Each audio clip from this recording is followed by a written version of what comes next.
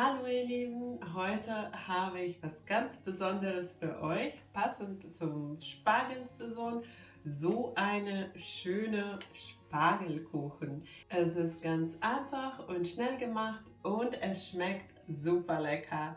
Lasst uns anfangen. Für das Rezept brauchst du weiche Butter, Haferflocken, Mehl, Backpulver, Parmesan, das sind die Zutaten für den Boden. Dann brauchen wir auch noch grüne Spargel, bisschen Spinat, Käse, Schinkenwürfel oder Bacon, Schmand, Eier, Thymian und Oregano und Salz und Pfeffer.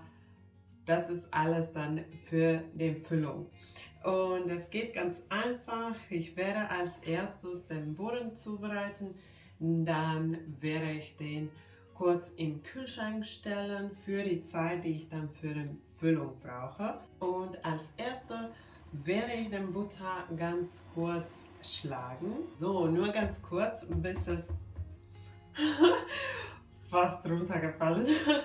So, nur ganz kurz, bis die Butter so schön hell geworden ist. Dann gebe ich den Ei dazu und etwa 30 Sekunden weiterschlagen. Dann gebe ich die Trockenzutaten dazu, den Mehl mit Backpulver durch den Sieb dazugeben,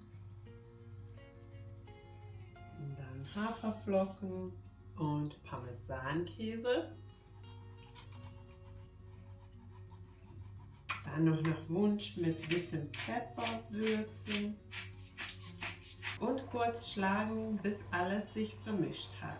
Ich habe meine Backform leicht angefettet und ich werde jetzt noch das Ganze mit dem Spatel kurz vermischen, so weil ich es ganz kurz mit dem Mixer gemixt habe. Und hier sind auch ein bisschen so trockene Stellen, deswegen nur ein paar Mal so mit dem Spatel den Teig heben. Und dann sollte alles schon auch vermischt sein. Dann in die Backform geben und schön auf dem Boden und den Rändern verteilen. Und weil der Teig sehr klebrig ist, klappt das am besten, wenn du so eine Schälchen mit Mehl auch dabei hast. Dann kannst du die Finger einfach mit Mehl bedecken und dann den Teig so in die Form drücken.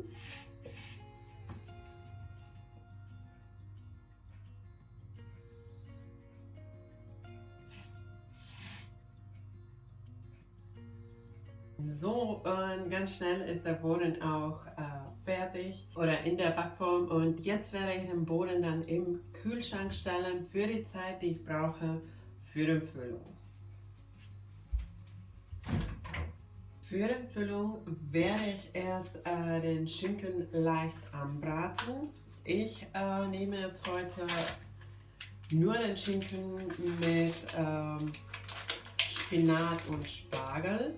Du kannst aber auch noch dazu ein bisschen Zwiebeln und Knoblauch klein hacken. Dann auch mit den Schinken so ein bisschen anbraten. Ich dachte erst, dass ich nur eine Packung nehme, aber das wird ja ein bisschen kleiner beim Braten. Deswegen gebe ich noch die zweite auch direkt dazu. Und ich lasse den Schinken jetzt erst ein bisschen braten, so dass es ja ein bisschen Farbe kriegt. Dann, wenn es soweit ist, dann gebe ich noch den Spinat dazu und der wird nur ganz leicht mit den Schinken dann gegart. Und jetzt wäre die Zeit, die ich zu warten habe. Dafür benutzen auch den Spargel zu vorbereiten. Bei dem Spargel einfach die harte Ende entfernen und dann den Spargel ein bisschen kleiner schneiden. Dann werde ich es in einen Topf legen mit heißem Wasser für etwa 5 Minuten, nur dass der Spargel ein bisschen weich wird. Ich koche es nicht, weil es mit den, ja, in dem Kuchen, Quiche gebacken wird und da hat es auch genug Garzeit, aber ich finde, das ist nicht ganz, oder es bleibt ein bisschen knackig, wenn man es nicht vor dem Backen ja, in heiße Wasser legt. Deswegen mache ich noch diesen Schritt, aber wenn du es knackiger magst, dann kannst du es auch so lassen, einfach direkt dann mit den anderen Zutaten mischen. So, ich habe jetzt den Spargel so klein geschnitten. Die Ende oder diese Spitzen habe ich so gelassen. Die werde ich dann ganz oben für Deko verwenden. So, ich habe jetzt den Spargel in meinen Topf gegeben. Ich gebe auch ein bisschen Salz dazu. Und ich habe im Wasserkocher im Wasser gekocht und den dann einfach drüber gießen, um den ganzen Spargel zu bedecken. Dann Deckel zu und 5 Minuten so lassen. Und die 5 Minuten werde ich auch nicht einfach warten. Ich werde den Rest für die Füllung vorbereiten. So, ich habe den Schmand hier und ich gebe jetzt die Eier dazu.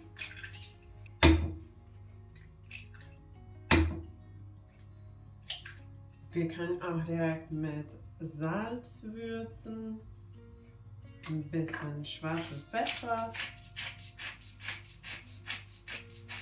und dann gebe ich auch ungefähr eine Teelöffel getrocknete Thymian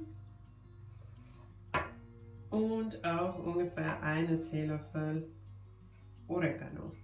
Dann das Ganze gut vermischen.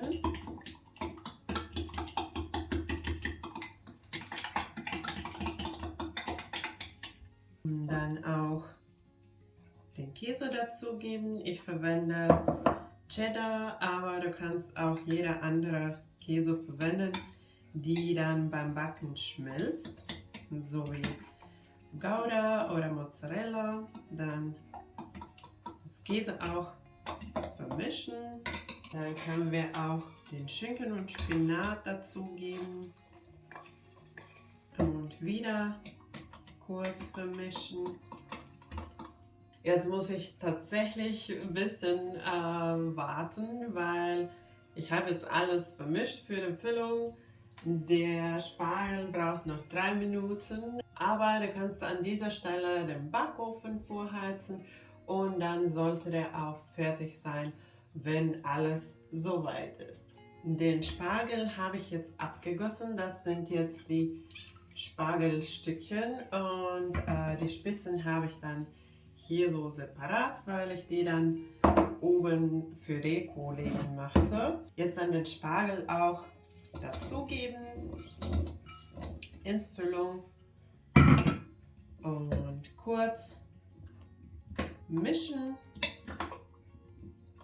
Dann hole ich den Boden aus dem Kühlschrank. So, der ist ein bisschen fester geworden. Und jetzt dann die Füllung da drauf gießen. Und dann noch schön gleichmäßig verteilen. Und dann auch die Spargelspitzen zum Deko.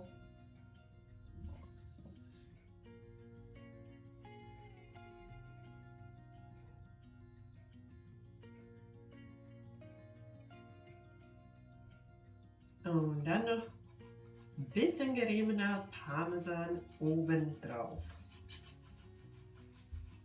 Und ich mag auch etwas Oregano so ganz oben auch dazugeben. Und jetzt wird der Kuchen gebacken und wie immer die Backanleitungen findest du unten in der Beschreibung. Und ganz wichtig, nach dem Backen den Kuchen abkühlen lassen. Wenn du so eine Backform verwendest, dann am besten komplett abkühlen lassen, dann kriegt man den Kuchen auch schön aus der Form raus und danach dann erst in Stücke schneiden. Und wenn du den warm servieren möchtest, kannst du den Kuchen dann noch ganz kurz, so etwa 30 Sekunden im Mikrowelle warm machen.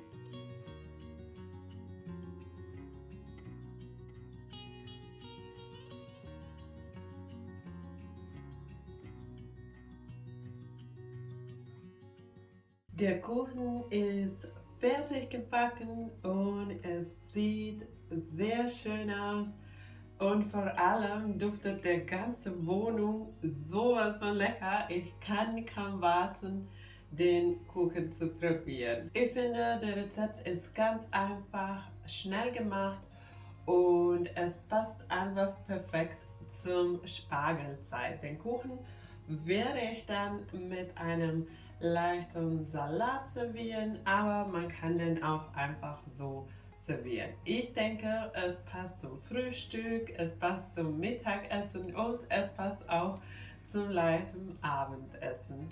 Lass es dir schmecken. Ich hoffe, dir hat mein Spargelkuchenrezept gefallen und wenn ja, vergiss nicht die Daumen nach oben. Und wenn du neu bei meinem Kanal bist, kannst du jetzt abonnieren, um keine neuen leckeren Rezepte zu verpassen. Danke, dass du dabei warst. Tschüss und bis zum nächsten Mal.